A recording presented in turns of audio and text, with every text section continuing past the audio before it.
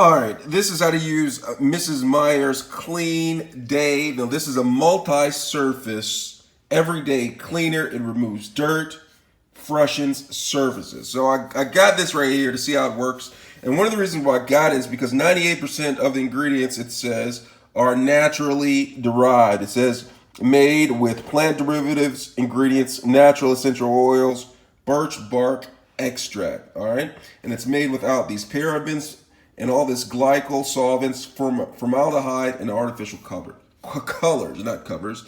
Excuse me. So that's why I bought it for an everyday cleaner. Now what I'm going to do now is I'm going to spray it on the stove right here, right?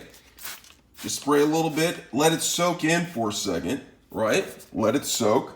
And then I'm going to take a paper towel and I'm just going to wipe it up. And it really brings out the grease from off the stove. You see right there? Check it out. I'm just going to rub it in a little bit more. And it cleans the stove really well. Look at all that grease that just comes up. And I like this because, like it says, it's a plant derived, and it actually works without the harsh chemicals that you can get from other products right there.